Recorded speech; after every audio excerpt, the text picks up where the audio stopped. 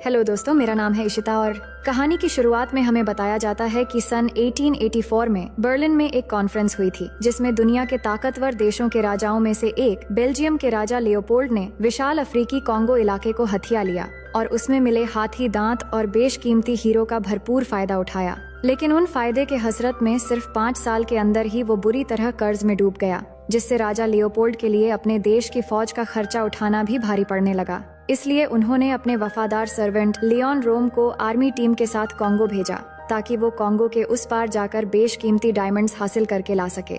और अब हम यहाँ पर लियोन रोम को देखते हैं जो अपनी आर्मी के साथ कॉन्गो सिटी पहुँच गया है। लेकिन जब वो वहाँ पर पहुँचते हैं तो कॉन्गो कबीले के लोग चारों तरफ से इन्हें घेर लेते हैं और लियोन के सभी आर्मी मेंबर्स को मार डालते हैं। और जब वो लोग लियोन को भी मारने वाले होते हैं तभी लियोन उनके कबीले के एक आदमी को मार देता है। फिर वहाँ पर कबीले का सरदार एम्बोंगा आता है और लियोन से बातें करने लगता है और उसे कहता है कि मुझे पता है तुम यहाँ पर डायमंड्स और हाथी के दांत लेने आए हो और मुझे पता है कि इन सब के लिए तुम कुछ भी कर सकते हो। मैं तुम्हें वो सब कुछ दे सकता हूँ, लेकिन पहले तुम्हें मेरे लिए एक काम करना होगा और वो है टार्जान को यहाँ पर लाना। मुझे उसके साथ एक पुराना हिसाब चुकता करना है। अगर तुमने मेरे लिए ये काम कर दिया तो कॉन्गो की सारी कीमती चीजें मैं तुम्हें दे दूंगा। अब एम्बोंगा को टार्जन क्यों चाहिए ये हमें कहानी में आगे पता चलेगा। इसके बाद सीन शिफ्ट होता है और हमें इंग्लैंड के एक कॉन्फ्रेंस रूम को दिखाया जाता है जहां हम टार्जन को देखते हैं। दरअसल टार्जन लेडी एलिस और क्लेटन का बेटा है जो इंग्लैंड के ग्रेस्टोक रॉयल फैमिली से बिलोंग करता है और अब यहाँ पर टार्जन का नाम जॉन क्लेटन है। अब यहाँ लंदन के प्राइम मिनिस्टर जॉन से कहते हैं कि आपके लिए बेल्जियम के राजा लियोपोल्ड के तरफ से एक इनविटेशन आया है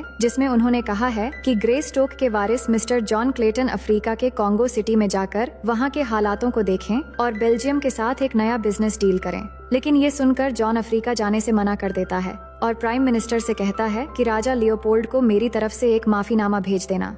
जिसके बाद जॉन यहाँ से जाने लगता है तो मिस्टर जॉर्ज विलियम जो यूएसए का एक खास आदमी होता है वो जॉन से आकर मिलता है और कहता है कि आपको वहाँ जाना चाहिए क्योंकि मुझे लगता है कि बेल्जियम के राजा लियोपोल्ड ने अमेरिका के जरिए अफ्रीका के कॉन्गो सिटी हथियाने के बाद सारी दुनिया से वो कुछ राज छुपा रहे हैं। उन्होंने अपने देश के सारे पैसे रेल लाइन बिछाने में खर्च कर दिया है और अब वो शायद कॉन्गो वासी से गुलामी करवाने का प्लान बना रहा है। और आपके बचपन भी तो उस जगह पर ही बीता है, इसलिए आपको अपने लोगों के बीच फिर से एक बार जाना चाहिए और उन्हें समझना चाहिए। और वहाँ मैं भी आपके साथ जाऊंगा क्योंकि मैंने अपने जीवन के काफी वक्त जंगल में ही गुजारा है। अब जॉर्ज की बात सुनने के बाद जॉन अपने पुराने घर जाने के लिए तैयार हो जाता है। फिर यहाँ से कहानी का सीन पास्ट में जाती है और हमें जॉन यानी टार्जन का पास्ट दिखाया जाता है जहाँ टार्जन जब छोटा था तो उसके पेरेंट्स जो इंग्लैंड के रॉयल फैमिली से थे वो अफ्रीका के कॉन्गो सिटी में फंस गए थे जहाँ एक बहुत ही विशाल जंगल था और वो लोग एक ट्री हाउस बनाकर रहते थे। लेकिन कुछ समय के बाद टार्जन की मदर एलिस की मौत हो जाती है, जिसके बाद टार्जन के फादर क्लेटन अपने बेटे के लिए परेशान थे और ये प्रार्थना कर रहे थे कि इस जंगल में अगर इन्हें कुछ हो गया तो उनके बेटे को कोई बचा ले। और फिर एक दिन टार्जन के फादर को जंगल के बहुत सारे गोरिल्लास मिलकर मार देते हैं और इसके बाद सारे गोरिल्ला बच्चे की आवाज सुनते हुए उस ट्री हाउस में चले जाते हैं। लेकिन टार्जन के पास सबसे पहले एक फीमेल गोरिल्ला पहुंचती है और उसके पास अपना भी एक छोटा सा बच्चा था, तो उसे इस इंसानी बच्चे को देखकर दया आ जाती है और वो इस छोटे से बच्चे यानी कि टार्जन को अपने पास रख लेती है। अब इसके बाद जंगल में टार्जन कैसे बड़ा हुआ और वापस कैसे इंग्लैंड में उसे अपनी फैमिली की पहचान मिली ये हमें आगे पता चलेगा। इसके बाद कहानी प्रेजेंट में आती है जहाँ पर हम टार्जन की वाइफ जेन को देखते हैं, जहाँ वो बच्चों को टार्जन की स्टोरी और कॉन्गो के जानवरों के बारे में बता रही होती है कि वो बहुत ज्यादा बड़े और खतरनाक होते हैं। तभी यहाँ पर जॉन भी आता है तो बच्चे उसे देखकर बहुत खुश हो जाते हैं क्योंकि वो बच्चे जानते थे कि जॉन एक समय जंगल में रहा करता था। अब आगे हम देखते हैं कि जेन को ये बात पता चलती है कि जॉन दोबारा अपने घर कॉन्गो जा रहा है और अब वो भी जॉन के साथ जाना चाहती है। लेकिन जॉन उसे मना करता है और उसे कहता है कि वहाँ पर एक एम्बोंगा नाम का कबीला है जो मेरे पीछे पड़ा है और तुम्हारे वहाँ जाने से तुम्हें खतरा हो सकता है। लेकिन जेन नहीं मानती और उसके जिद करने पर जॉन आखिर में मान जाता है। इसके बाद सीन शिफ्ट होकर कहानी फिर से जॉन के पास्ट में जाता है जहां हम देखते हैं कि जॉन यानी टार्जन अब थोड़ा बड़ा हो चुका था और वो उसी फीमेल गोरिल्ला के साथ रहता था जो उसे बिल्कुल अपने बच्चों की तरह ख्याल रखती थी। लेकिन एक दिन वहाँ गोरिल्ला का लीडर आकर टार्जन को मारने के लिए उसे भगाने लगता है, पर आखिर में वो टार्जन को नहीं मारता, जिसके बाद सब गोरिल्ला टार्जन को अपने एक और भाई की तरह मान लिया था और फिर वहाँ टार्जन का पूरा बचपन अपने भाइयों के साथ ही गुजरा था। अब प्रेजेंट में हम जॉन को देखते हैं जो अपने बचपन के कपड़े और चीजों को देख रहा था और वो अपने फादर के एक डायरी को भी खोलकर देखता है जिसमें लिखा होता है कि जॉन मेरे बेटे, तुम ग्रे स्टोक के वारिस हो, हमारे आने वाला कल। इंग्लैंड तुम्हारा असली घर है ना कि ये भयानक जंगल। अगर मैं मर गया तो दुआ करता हूँ कि कोई तुम्हें बचा ले।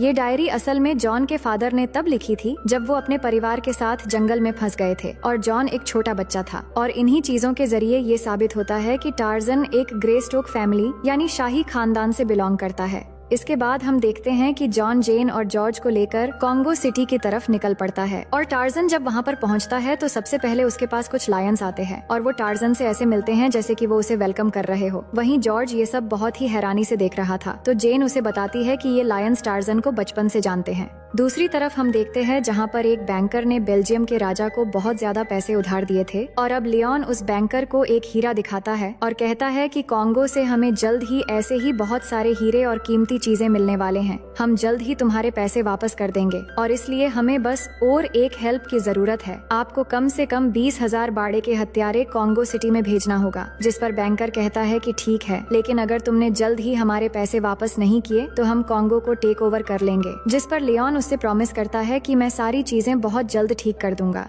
दूसरी तरफ हम टार्जन, जेन और जॉर्ज को देखते हैं जो कूबा कबीले पहुंच गए थे और ये वो कबीला है जिनके बीच जेन बड़ी हुई थी। जेन के फादर एक प्रोफेसर थे और वो सभी कबीले के लोगों को लिखना और पढ़ना सिखाया करते थे। अब यहाँ पर सभी कबीले के लोग टार्जन और जेन से मिलकर बहुत खुश होते हैं और नाचते गाते हुए उनकी स्वागत करते हैं। फिर रात को सभी लोग टार्जन की स्टोरी सुना रहे थे और यहीं पर बैठे हुए टार्जन अपने पास्ट को याद करता है जहाँ पर हम देखते हैं कि टार्जन अब जवान हो चुका था और कैसे वो जंगल में जानवरों के बीच रहा करता था और उसकी गोरिल्ला माँ अभी भी उसका ख्याल रखती थी और उसका गोरिल्ला भाई अकूट उसका बहुत इज्जत और प्यार करता था। और वो ये बात भी याद करता है कि कैसे वो जेन से मिला था। जेन जंगल में जब कबीले के बच्चों के साथ खेल रही थी तब यहीं पर पहली बार जेन टार्जन को देखती है और टार्जन भी पहली बार एक ऐसे इंसान देखता है जो बहुत ही खूबसूरत है। वो जेन के पास आकर उसे अजीब तरह से सूंघने लगता है पर जेन थोड़ा घबरा जाती है तो टार्जन वहाँ से चला जाता है। लेकिन जेन उसे ढूंढते हुए जंगल के एकदम बीच चली जाती है और तभी एक गोरिल्ला आता है जो जेन को मारने वाला होता है। लेकिन टार्जन जेन को कवर कर लेता है और उसे बचाने के लिए गोरिल्ला का सारा मार अपने ऊपर ले लेता है जिससे टार्जन बहुत ज्यादा जख्मी हो जाता है। तो कूबा कबीले की मदद से जेन उसे रेस्क्यू करवा लेती है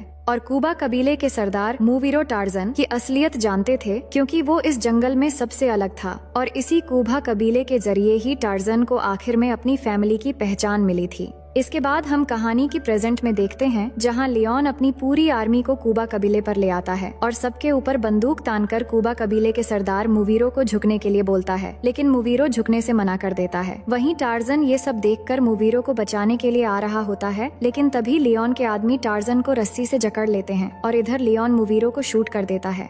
अब यहाँ पर लियोन असल में सिर्फ टार्जन को लेने आया था क्योंकि उसने कॉन्गो कबीले के सरदार एम्बोंगा से वादा किया था कि वो टार्जन को उसके हवाले करेगा। इसके बाद वो टार्जन के साथ जेन और कबीले के कुछ हट्टे कट्टे लोगों को भी बंदी बनाकर ले जाने लगता है। अब जब लियोन इनको लेकर जा रहा था तो पीछे से जॉर्ज फायरिंग करना शुरू कर देता है जिससे टार्जन जाल से छूट जाता है, लेकिन वो लोग जेन और बाकी लोगों को ले जाने में कामयाब हो जाते हैं। अब हम अगली सुबह का सीन देखते हैं जहां टार्जन को ये बात पता थी कि लियोन जेन को कहां ले जाएगा, लेकिन वो रास्ता बहुत ज्यादा लंबा था इसलिए वो बाकी बचे कबीले के कुछ लोगों के साथ प्लानिंग करता है कि उन्हें ट्रेन की हेल्प लेकर वहां तक पहुंचना पड़ेगा। लेकिन अब जॉर्ज भी टार्जन को कहता है कि मैं भी तुम्हारे साथ चलूंगा, पर टार्जन उस पर गुस्सा हो जाता है और कहता है कि ये सब तुम्हारी वजह से हुआ है, तुमने ही मुझे यहाँ पर आने के लिए कहा था और तुम्हारी वजह से मेरी वाइफ जेन आज मुसीबत में है।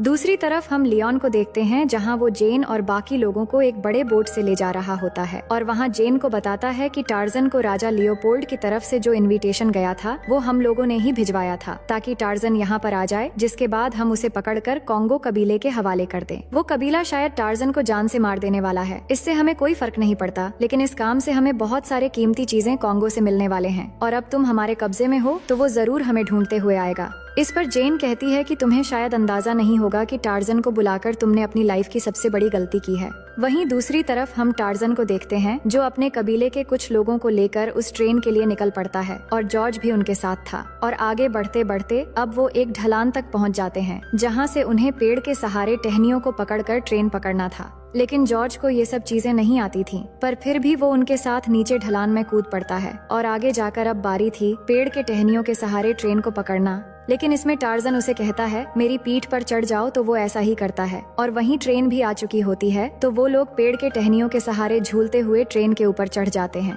और जब वो ट्रेन में पहुंचते हैं तो देखते हैं कि वहाँ पर और भी कैदी है। और अब टार्जन उन लोगों को छुड़वाने के लिए ट्रेन के गार्ड्स के सामने जाता है और एक एक करके उन्हें मारना शुरू कर देता है। और टार्जन की फाइट देखकर बाकी गार्ड्स डर जाते हैं। इसके बाद टार्जन के साथी गार्ड्स के हेड को पकड़ कर लाते हैं, जो उन्हें सब कुछ बताता है कि किस तरह राजा लियोपोल्ड और लियोन प्लान करके कॉन्गो वासियों को गुलाम बना रहे हैं और उनसे एक ऐसे रेलवे लाइन बिछाने का काम करवाया जा रहा है जिससे वो बहुत जल्दी कॉन्गो के जंगल में मिले बेशकीमती हीरे और हाथियों के दांत बेल्जियम तक ले जाएंगे। और इस काम को और जल्दी खत्म करने के लिए वो कॉन्गो में 20,000 और सैनिक भेज रहे हैं, जिनका काम सिर्फ लोगों को मारना है। अब दूसरी तरफ हम जेन को देखते हैं, जिसको लियोन जबरदस्ती अपने साथ डिनर करवाता है। और खाना खाते समय लियोन जेन को बताता है कि जब मैं 9 साल का था तो मेरे एक पादरी ने मुझे तोहफे में एक ऐसी रोजरी दी थी जो दुनिया की सबसे ज्यादा स्ट्रॉन्ग स्पाइडर की जाल से बनी हुई है, और मैं आज तक इसे अपने पास ही रखता हूँ। और अपनी बचाव में इससे कभी कभी फंदा भी बनाया जा सकता है। फिर जेन कहती हैं कि तुमने मुझे कब्जे में करके सबसे बड़ी गलती कर दी है, टार्जन को आने दो, इसके बाद वो तुम्हें नहीं छोड़ेगा। फिर लियोन कहता है कि मैंने अपने जीवन के ज्यादातर समय जंगल में ही गुजारा है और मुझे तुम्हारे जंगली टार्जन से कैसे डील करना है अच्छे से पता है। वो बस एक बार आ जाए, फिर मैं उसे एम्बोंगा के हवाले कर दूंगा। फिर वो उसके बदले में मुझे बहुत सारे डायमंड्स और हाथी दांत देगा। फिर वो कहता है लेकिन मुझे एक बात समझ में नहीं आया कि एम्बोंगा आखिर टार्जन को क्यों मांग रहा है। तो जेन उसे टार्जन के पास्ट में हुए एक इंसिडेंट के बारे में बताती है। और यहाँ हमें भी दिखाया जाता है कि जब टार्जन जंगल में था तो एक दिन एम्बोंगा का बेटा अपने कुछ साथियों के साथ गोरिल्ला शिकार करने गया था और उसने टार्जन के गोरिल्ला मदर, जिसने उसे एक माँ की तरह प्यार देकर बड़ा किया था, उसको मार दिया था, जिससे टार्जन गुस्से में आकर एम्बोंगा के बेटे को जान से मार दिया था। और इसी वजह से एम्बोंगा टार्जन से अपने बेटे का बदला लेना चाहता है। अब दूसरी तरफ हम टार्जन को देखते हैं, जो अब ट्रेन से उतर गया था और वो जॉर्ज से कहता है कि अब मुझे आगे अकेले ही जाना होगा। मैं कबीले के लोगों को साथ लेकर नहीं जा सकता, क्योंकि अगर मैं उन्हें साथ ले गया तो सबकी जान खतरे में आ सकती है। लेकिन जॉर्ज टार्जन का साथ नहीं छोड़ता और वो कहता है कि मैं तुम्हारे साथ ही रहूंगा। और अब आगे टार्जन को कॉन्गो सिटी तक पहुंचने के लिए एक जंगल से गुजर कर जाना था, जहां पर बहुत ही बड़े बड़े गोरिल्ला रहते थे। इसके बाद जब वो वहाँ पहुँचते हैं तो गोरिल्ला का एक झुंड उनके सामने आते हैं। तो टार्जन जॉर्ज से कहता है कि तुम किसी भी हालत में गोली मत चलाना, मुझे इस झुंड के लीडर से लड़ना पड़ेगा और जो भी आखिर में जीत जाएगा वो अपनी बात को मनवा सकता है। इस झुंड के लीडर का नाम अकूट है, जो कभी मेरा भाई हुआ करता था, लेकिन अब ये मुझे एक गद्दार मानते हैं क्योंकि मैं अब इंसानों के बीच रहने लगा हूँ। और अब टार्जन और अकूट एक दूसरे की तरफ बढ़ने लगते हैं और दोनों के बीच एक बहुत ही जबरदस्त लड़ाई शुरू होती है और दोनों में काफी टक्कर का मुकाबला होता है। पर अकूट टार्जन को जान से नहीं मारता, क्योंकि वो जानता था कि टार्जन उसका भाई है। लेकिन टार्जन इस लड़ाई में काफी जख्मी हो जाता है। जिसके बाद जब अकूट जॉर्ज की तरफ बढ़ता है तो टार्जन जॉर्ज से कहता है कि इसके सामने झुक जाओ, वरना ये तुम्हें मार देगा। तो जॉर्ज ऐसा ही करता है, इसीलिए अकूट जॉर्ज को कुछ न करके चला जाता है। अब टार्जन जख्मी हो गया था, इसीलिए जॉर्ज उसका हेल्प करता है और उसके जख्म ठीक करने में मदद करता है। फिर उनके सामने हाथियों का एक झुंड आता है, तो टार्जन उनके पास जाकर उनसे मिलता है और जॉर्ज से कहता है कि ये मेरे पुराने दोस्त हैं। इसके बाद वो आगे बढ़ने लगते हैं। दूसरी तरफ हम जेन को देखते हैं, जो कबीले के एक आदमी, जिसको लियोन ने एक पिंजरे में रखा था, उसे कहती है कि तुम्हें ये लोग पानी में डालते ही यहाँ से भाग जाना और अपने लोगों से मदद लेके आना। ये कहकर वो खुद बोट से पानी में कूद जाती है और पानी में तैरकर लियोन के लोगों से बचते हुए सीधा जंगल में पहुँच जाती है। लेकिन वहाँ पर उसका सामना एक गोरिल्ला के झुंड से होता है और जेन जैसे ही गोरिल्ला को देखती है तो उनके सामने झुक जाती है, क्योंकि उसे पता था कि अगर गोरिल्ला के सामने कोई झुक जाए तो वो उसे कुछ नहीं करते। और तभी यहाँ पर लियोन और उसके लोग जेन को ढूंढते हुए वहाँ पर आ जाते हैं और लियोन भी धीरे धीरे जेन को पकड़ने के लिए उसके पास आ जाता है। तो जेन लियोन से कहती है कि वादा करो कि तुम गोरिल्ला को कुछ नहीं करोगे तो मैं तुम्हारे साथ चली जाऊंगी। और फिर जैसे ही लियोन जेन को अपने साथ लेकर जाने लगता है तो लियोन के सभी लोग गोरिल्ला पर फायरिंग करने लगते हैं और देखते ही देखते वो सभी गोरिल्ला को मारने लगते हैं। वहीं इनसे थोड़ी दूर के एक पहाड़ी पर टार्जन था, जो फायरिंग की आवाजें सुन लेता है, तो जल्दी से पहाड़ी के ढलान से कूदकर पेड़ के टहनियों के जरिए उन गोरिल्ला के पास पहुंच जाता है।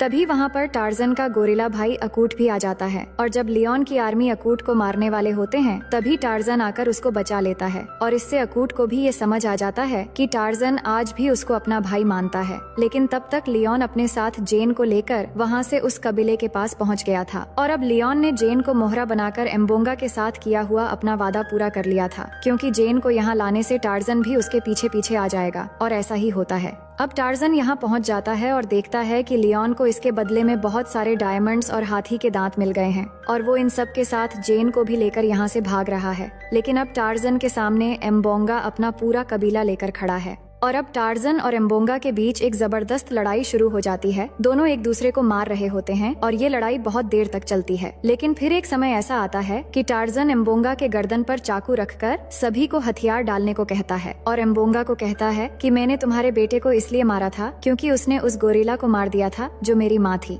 तभी वहाँ पर जॉर्ज भी आ पहुँचता है और अब टार्जन और जॉर्ज दोनों मिलकर एम्बोंगा को ये बात समझाते हैं कि लियोन के लोग पूरे कॉन्गो पर कब्जा करने वाले हैं और हम लोग यहाँ आपस में लड़ रहे हैं। लियोन वेपन्स के साथ 20,000 आर्मी लेकर यहाँ पर आ रहा है जो आकर कॉन्गो वासियों का नामो निशान मिटा देंगे और हम लोग अगर ऐसे ही आपस में ही लड़ते रहे तो हम लोग उनका कुछ भी नहीं बिगाड़ सकते। तभी यहाँ पर टार्जन का गोरिल्ला भाई अकूट भी अपने सभी साथियों को लेकर वहाँ पर आ जाता है और ये देखकर कबीले के सभी लोग डर जाते हैं और अब एम्बोंगा को भी इनकी बात समझ आ गई थी, इसलिए वो बात मानकर सरेंडर हो जाता है।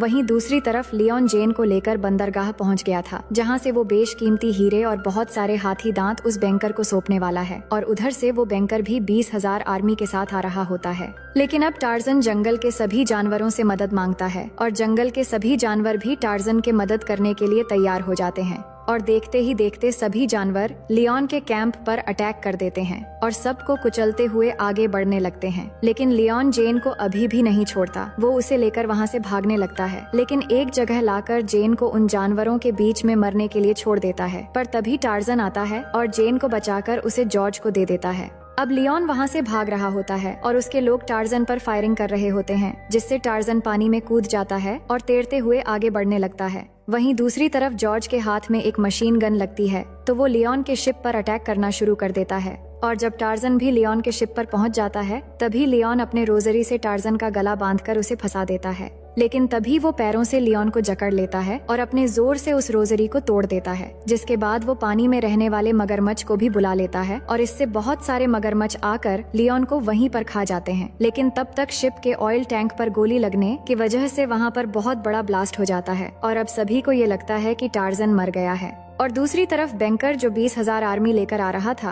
वो ये बॉम्ब ब्लास्ट देखकर पीछे मुड़ने का फैसला कर लेता है और अपने लोगों को कहता है कि हम कॉन्गो कबीले के लोगों के साथ किसी भी झंझट में नहीं पड़ना चाहते, इन लोगों से हम जीत नहीं सकते, इसलिए सभी शिप्स घुमाओ और वापस चलो। वहीं दूसरी तरफ हम देखते हैं कि टार्जन को कुछ भी नहीं हुआ था और यहाँ कबीले के सभी लोग खुशी से झूम रहे थे क्योंकि वो ये लड़ाई जीत चुके थे और आजाद हो गए थे। और अब यहाँ जॉर्ज भी टार्जन से मिलता है। अब आगे हम देखते हैं कि जॉर्ज सारा डाटा लेकर दोबारा इंग्लैंड आ जाता है और बेल्जियम के राजा पर एलिगेशंस लगाता है कि उन्होंने कैसे कॉन्गो को तबाह करने और वहाँ के लोगों को नाजायज तरीके से गुलाम बनाने की कोशिश की और बहुत मुश्किलों के बाद टार्जन ने सभी लोगों को आजाद करवा दिया है। फिर हम 1 साल बाद का सीन देखते हैं कि टार्जन एक रॉयल फैमिली से होने के बाद भी वो अब अफ्रीका के कॉन्गो सिटी में अपने कबीले वालों के साथ रहता है और यहीं पर अब टार्जन को एक बेटा भी होता है जिससे सभी कबीले वाले खुशी से नाच और गा रहे होते हैं। और इसी के साथ टार्जन की ये शानदार कहानी यहीं पर खत्म हो जाती है। तो दोस्तों, मैं उम्मीद करती हूँ कि ये कहानी आपको बेहद पसंद आई होगी